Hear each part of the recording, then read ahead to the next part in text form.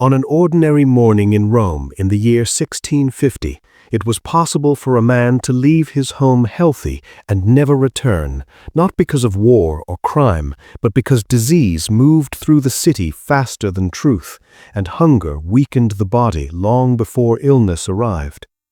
Rome appeared eternal from a distance, crowned with churches and stone, yet beneath its grandeur lived people who measured survival in days rather than dreams. Plagues were no longer sudden shocks, but familiar visitors, arriving quietly through breath, water, and touch, while bells rang often enough that death became part of the city's rhythm. What made life terrifying was not the presence of danger, but its unpredictability, because no one could see what would strike next or why one family survived while another vanished. Ordinary Romans did not wake each day expecting history to remember them. They woke hoping to eat, to avoid sickness, and to keep their faith strong enough to endure another sunset in a city where survival itself felt like a daily test. Life for common people unfolded in narrow streets where sunlight struggled to reach the ground and where smells, sounds, and desperation mixed into a constant reminder that comfort was a luxury few could afford. Work was unstable, food prices shifted without warning, and a single bad week could erase years of effort, forcing families to choose between medicine and bread. Disease spread easily in crowded neighborhoods, turning neighbors into risks and familiar places into sources of fear. Yet isolation was impossible because survival required connection.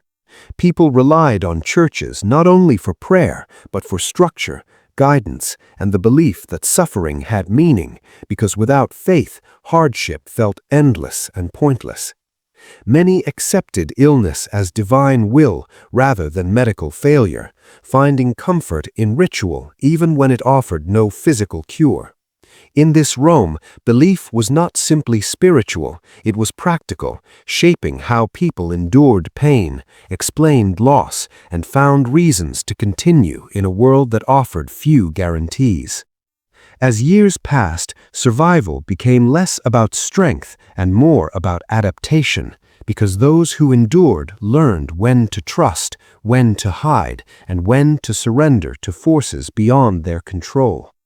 Ordinary Romans developed quiet strategies to live with uncertainty, sharing food when possible, avoiding crowded spaces during outbreaks, and clinging to routine as a way to impose order on chaos. Hunger never truly disappeared, but it became manageable through small compromises, diluted meals, borrowed grain, and the hope that tomorrow might be kinder.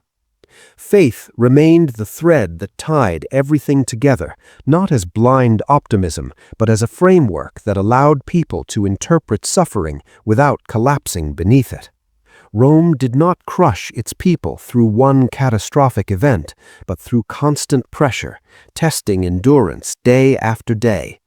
Those who survived were not heroes or saints, but ordinary individuals who learned that in a city shaped by disease, hunger, and belief, survival itself was an act of quiet resilience.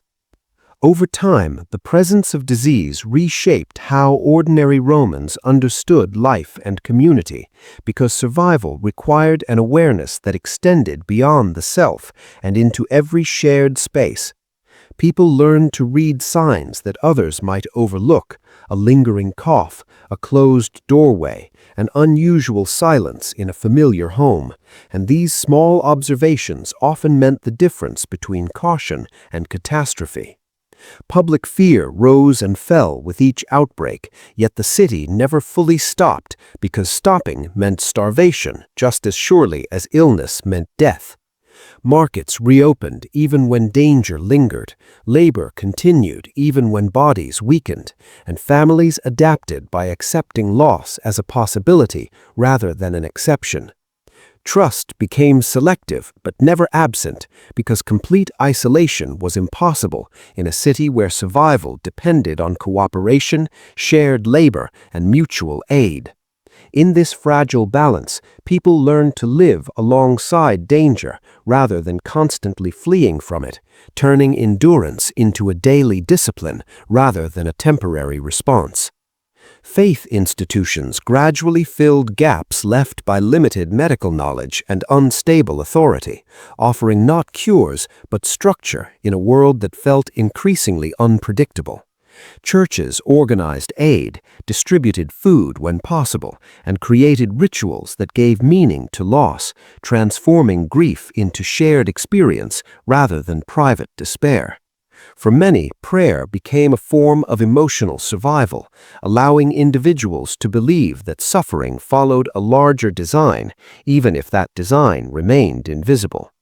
This belief did not erase pain, but it softened its edges, making endurance feel purposeful rather than futile. Children grew up learning that illness and hunger were part of life's landscape, and resilience was taught not through instruction, but through observation, watching adults continue despite exhaustion. In Rome, survival was not dramatic or celebrated, but quiet and repetitive, built on habits that allowed people to face uncertainty without surrendering entirely to fear, ensuring that life continued even when the future remained fragile and unknown. As years passed, ordinary Romans carried the weight of memory alongside the demands of survival, because loss left traces that never fully faded, shaping how people approached both danger and hope. Families learned which neighborhoods had been hardest hit, which seasons carried the greatest risk, and which signs meant it was time to be cautious, passing this knowledge quietly from one generation to the next. Fear did not disappear, but it matured into awareness, a constant companion rather than a paralyzing force. Hunger, too, became something to manage rather than defeat, with people learning to stretch resources, rely on community bonds, and accept that abundance was temporary. In this environment, resilience was not loud or heroic, but subtle, expressed through persistence, shared responsibility, and the refusal to let suffering erase identity. Rome continued to present itself as eternal and unchanging, yet the lives of its people told a different story, one of continuous adaptation beneath a surface of stability. By the middle of the century, the survival of ordinary people had become an unspoken achievement, rarely recorded yet deeply significant, because their endurance allowed the city itself to continue functioning. Rome did not survive through monuments alone, but through the quiet strength of those who lived within its walls, navigating disease, hunger, and uncertainty without the expectation of reward. Faith remained central, not because it promised escape, but because it offered continuity, connecting past suffering with present endurance and future hope. These people did not imagine themselves as part of history, yet their daily choices shaped the city's ability to recover and persist. In enduring hardship without surrender, they preserved not only their own lives, but the rhythms of Rome itself, ensuring that even in times of fragility, the city remained alive through the resilience of its most ordinary inhabitants. In the quieter moments between crises, ordinary Romans found meaning not in grand change, but in continuity, because the ability to live one more ordinary day became a victory in itself. Life resumed its familiar patterns whenever it could, with people returning to work, sharing meals, and marking time through religious festivals that offered brief relief from constant uncertainty.